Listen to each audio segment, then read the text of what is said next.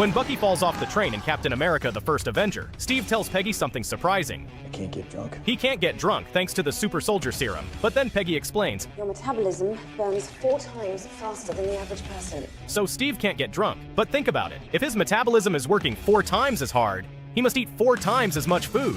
But if he's eating 4 times more food, that means Captain is either takes gigantic dumps 4 times the size of ours, or he's making a run for the toilet 4 times as often.